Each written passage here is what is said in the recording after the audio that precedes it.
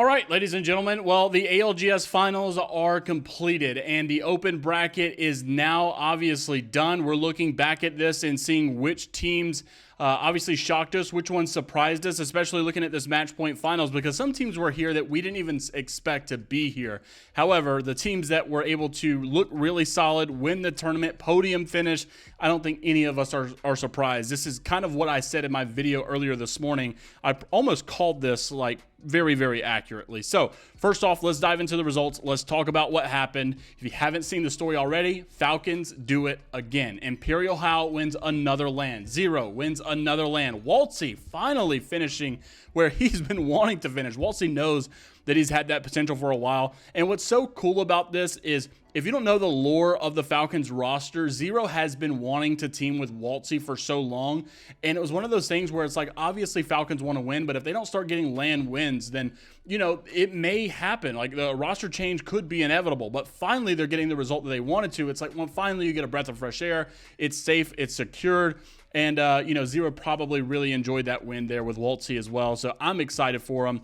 Falcons obviously were your LAN champions. And might I also add, well, almost kill leaders, but not quite kill leaders, but they had a good bit of kills, right? So it wasn't just like they slid through, barely made their way in. It wasn't one of those cheesy match point final endings where the team didn't really deserve it. They played solid. They did well. However, you got to tip your hat here to the podium finishes. Alliance, second place. If you didn't see this tweet already, coming from Hackus is unfortunate. The second place curse is in again.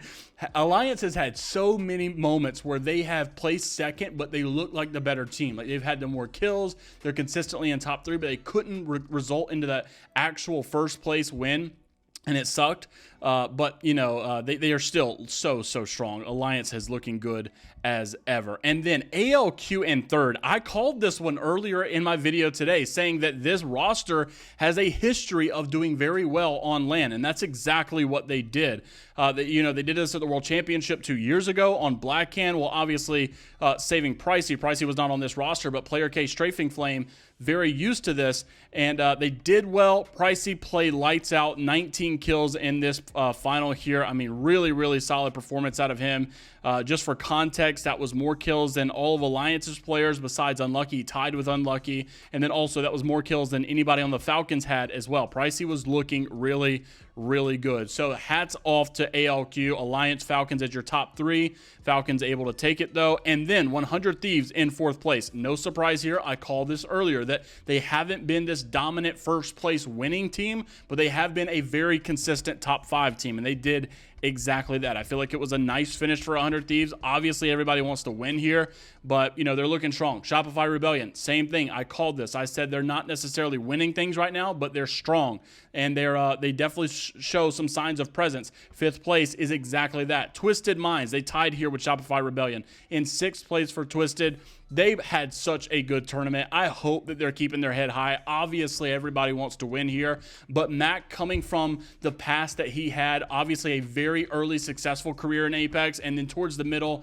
it has been terrible days here for Mac, and he even talked about quitting so many times, and life was just tough, man, because he wanted to win so bad. And you even remember going back a couple of years ago, this guy was crying on stream because how bad he wanted this, and he said, I've tried, and it's never working out. And then you see him coming through the winners bracket, and he wins winter finals, and he goes to the match point finals, and then he still places top 6.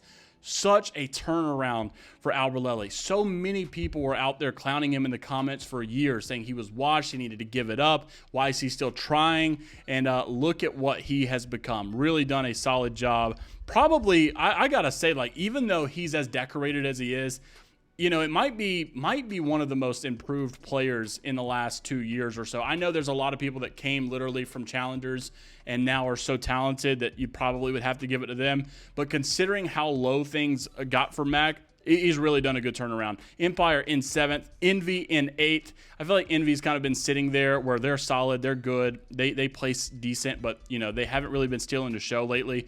Green Stego, I was honestly hoping for a little bit better performance, and they didn't do terrible, 9th place, but we know what they're capable of, and I was hoping they would kind of give us that pizzazz or shock factor, and it just unfortunately didn't happen. But obviously there's a next, and I'm sure they'll do really good in the next one as well, because they have been consistent as ever. Furia.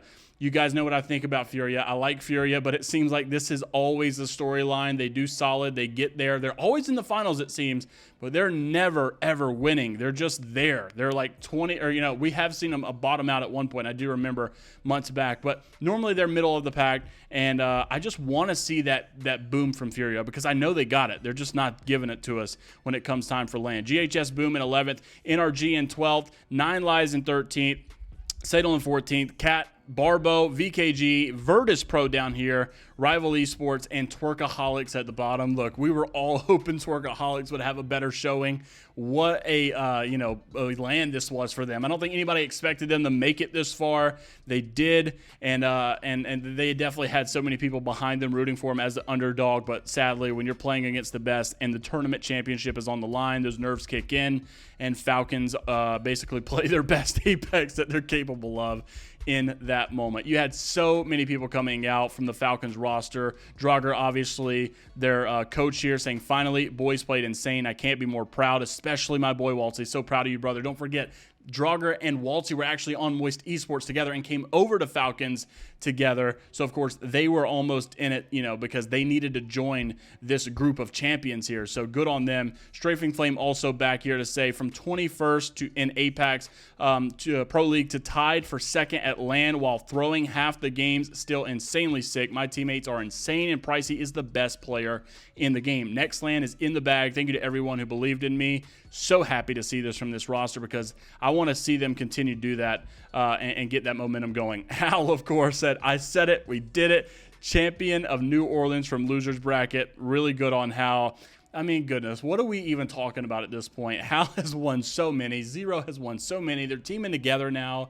It's like, yes, when you're watching the games, you don't feel like Falcons are necessarily unbeatable, because they're not. Like, we've seen obviously other teams do good and Falcons struggle at times, but it is weird though whenever you're watching this, and it's just like, how do they always do it at LAN? How are they always able to make it happen? They have ice like no one else does, and I guess at the end of the day, it kind of just goes to show there's a lot of online cheese out there, and I guess we got to stop taking it serious. And at the end of the day, LAN is all that matters. Those guys, they're so good. They're just so good. It's like, what are you even playing for? You're playing for second at this point. Slayer comes out to say it was a fake LAN. It doesn't count because it was an open bracket.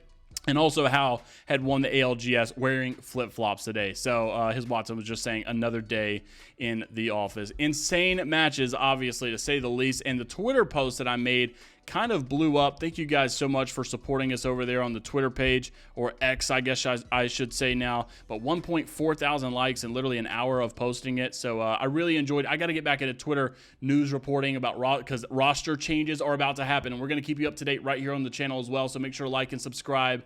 If you want to stay up to date with everything going on, let us know who you were rooting for in this LAN, and did you predict the Falcons to do so? And do you think they go back-to-back? What is it for Pro League now? Where do we go from here? Are they going to continue their reign of dominance, or is someone else going to take the limelight?